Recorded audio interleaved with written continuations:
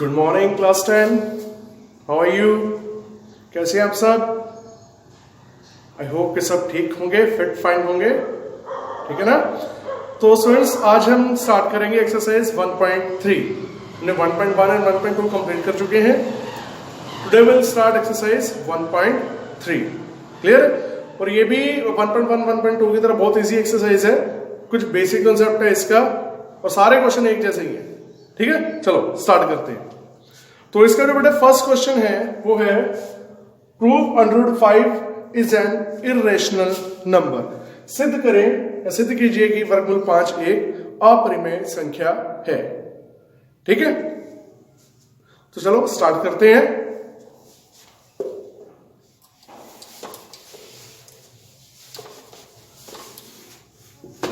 सबसे पहले हमने क्या करेंगे, हमने प्रूव क्या करने हैं कि ये इर्रेशनल नंबर है, अपरिमेय संख्या है। बट हम ये कंसीडर कर लेंगे कि ये रैशनल नंबर है, परिमेय संख्या है।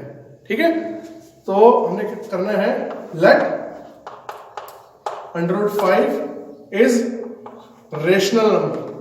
हमें प्रूफ इर्रेशनल करना है बट हम मान लेंगे कि ये रेशनल है, रेशनल नंबर। ठीक है, हिंदी में माना वर्गमूल 5 एक परिमेय संख्या है, परिमेय संख्या है। ठीक है, अगर ये रेशनल नंबर है तो ये P अपॉन क्या होगा, A अपॉन B की फॉर्म में होगा। बिल्कुल, अगर ये रेशनल नंबर है, परिमेय संख्या है, तो ये इस फॉर्म में होगा, फ्रैक्शनल फॉर्म में, A अपॉन B या P अपॉन क्या होगी फॉर्म में। ठीक है ना?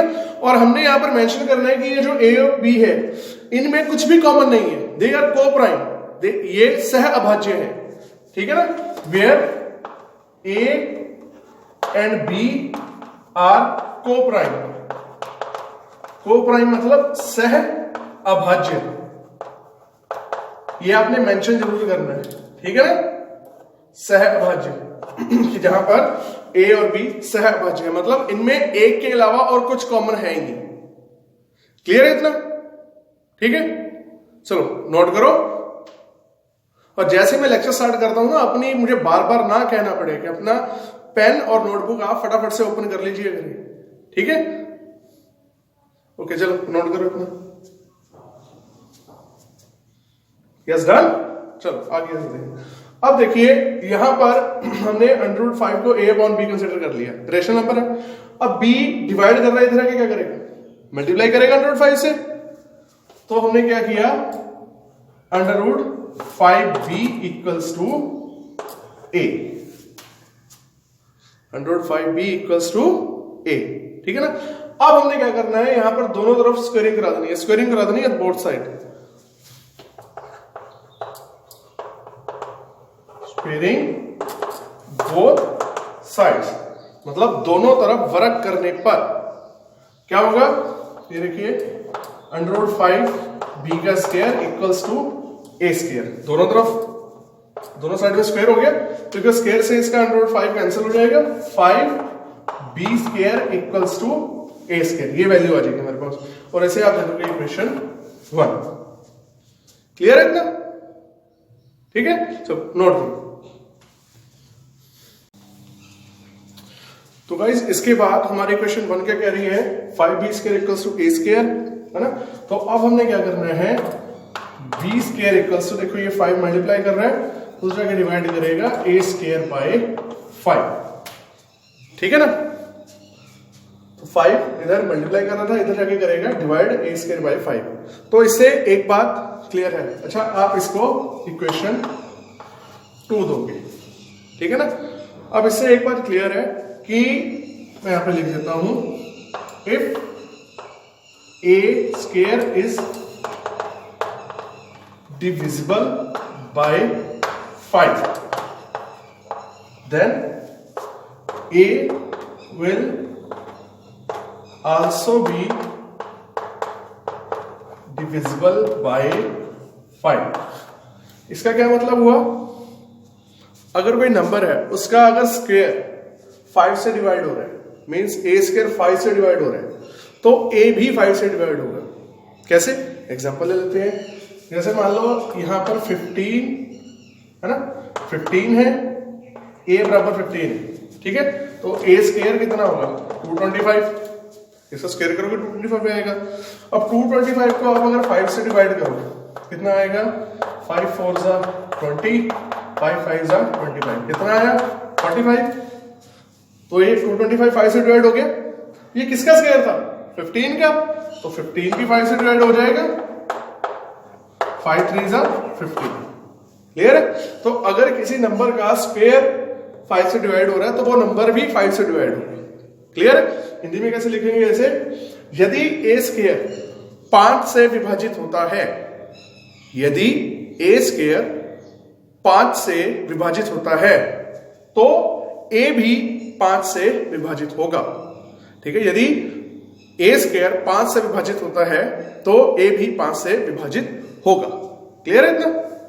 चलो नेक्स्ट आगे चलते हैं, नोट करो इतना। क्लियर है।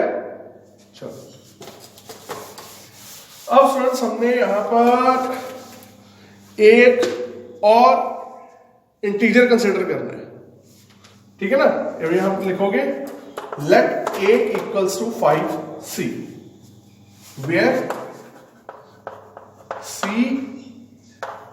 is an integer, where c is some integer। ठीक है, हमने a इक्वल टू 5 से कंसीडर किया, जहां पर c भी कोई इंटीजर है। ठीक है, c की वैल्यू कुछ भी हो सकती है। अच्छा, ये हम इतना सब कुछ क्यों कर रहे हैं, ये थोड़ा सा वेट करो, अभी मैं क्लियर करूंगा हमने इतना सब कुछ क्यों किया। ठीक है, अब यहां भी आप दोनों तरफ स्क्वायर करवा दो, दोनों तरफ स्क्वायर करवा दो, मतलब स्क्वेयरिंग बोथ साइड। मैं शॉर्ट फॉर्म में लिख रहा हूं SBS, मतलब स्क्वेयरिंग बोथ साइड। ठीक है, अब यहां क्या होगा, a square equals to 5c square, है ना। तो a स्क्वायर कितना होगा, सॉरी अभी नहीं, अब इक्वेशन 1 पर आओ। इक्वेशन 1 क्या थी, 5b square equals to a square, ये थी हमारी इक्वेशन 1। क्लियर। अब यहां से a स्क्वायर किसके बराबर है, 5b स्क्वायर की, तो इस a स्क्वायर की प्लेस पे क्या आएगा, 5b स्क्वायर। क्लियर। और इधर से जब स्क्वायर ओपन होगा तो 5 का स्क्वायर कितना होगा, 25c स्क्वायर। क्लियर है इतना।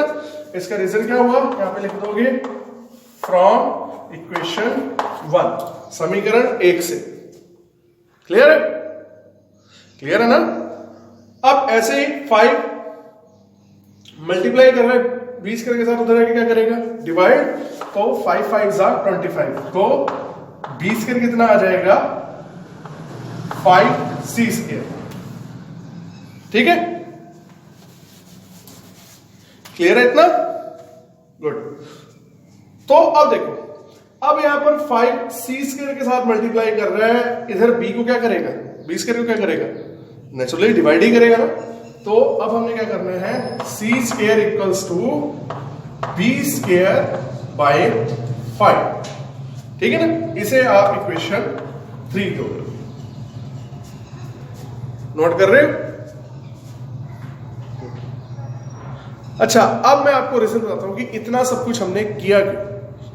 अब क्वेश्चन के स्टार्टिंग पर जाओ, जहां पर हमने कंसीडर किया था √5 equals to a upon b, where a and b are coprime, a and b are coprime, मतलब इनमें कुछ भी कॉमन नहीं है। बट हमने यहां पर क्या किया, क्या किया हमने, देखो a square divide by 5, a square is divisible by 5, a square 5 से डिविजिबल होता है तो a भी होगा। और अब हमने यहां पे करा दिया कि b स्क्वायर अपॉन 5, मतलब यही लाइन दोबारा आ जाएगी। तो यहां पर b स्क्वायर भी 5 से डिवाइड हो रहा है, मतलब b भी 5 से डिवाइड होगा। और हमने क्या माना था कि a और b में एक के अलावा कुछ कॉमन नहीं, बट यहां पर दोनों में क्या कॉमन आ गया, 5, क्योंकि a स्क्वायर भी 5 से डिवाइड हो रहा है, b स्क्वायर भी 5 से डिवाइड हो रहा है, तो मतलब 5 इनका कॉमन फैक्टर आ गया। क्लियर है। इट मीन्स कि जो हम मान के चले थे कि ये √5 रेशनल है, क्योंकि इनमें एक के अलावा कोई कॉमन फैक्टर नहीं है, बट यहां पर तो कॉमन फैक्टर आ गया 5, तो जो हमने माना था वो गलत है। ठीक है ना। और अगर ये रेशनल नहीं है तो फिर कौन सा नंबर होगा? ये फिर इरेशनल नंबर होगा, अपरिमेय संख्या होगी। ठीक है ना? क्लियर है इतना? बस यहां तक हमारा सॉल्यूशन हो चुका है, बस आगे लिखना ही है। ठीक है ना? वो लिखना कैसे है मैं अभी आपको बताता हूं। ठीक है? क्लियर है ना? चलो ओके बच्चों, नोट करो।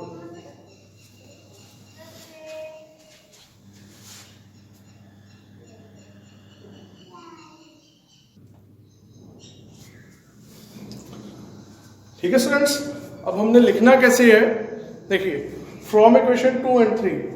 अभी क्वेश्चन में जो इक्वेशन 2 और 3 थी उससे हमें पता लगा a and b having common factor 5, कि a और b का एक कॉमन फैक्टर क्या है? 5 है। This contradiction is arisen because of our wrong assumption, कि ये जो कंट्राडिक्शन है, ये जो विरोधाभास पैदा हुआ है वो किससे प्रोड्यूस हुआ है? कि जो हमने माना था कि वो गलत है। ठीक है ना? Hence under 5 is an irrational number। ठीक है ना? और यही सब बात यहाँ पर हिंदी मीडियम स्टूडेंट्स के लिए वो कैसे लिखना है। समीकरण 2 तथा 3 से यह पता चलता है कि वर्गमूल 5 a तथा b में उभनिष्ठ गुणनखंड है। ठीक है? यह विरोधाभास हमारी गलत अवधारणा के कारण उत्पन्न हुआ है, अतः वर्गमूल 5 एक अपरिमेय संख्या है। ठीक है? Clear students? समझ आया? नहीं समझ आया कोई बात नहीं, आप वीडियो को बार बार पॉज करके रिवर्स करके देखना। आई होप कि मुझे नहीं लगता कि ये किसी को ना समझ में आया होगा, इजी क्वेश्चन है। ठीक है ना? बस आपको जरूरत है, you need to watch this video about 3 or 4 times। ठीक है? ओके बच्चों, नोट करो।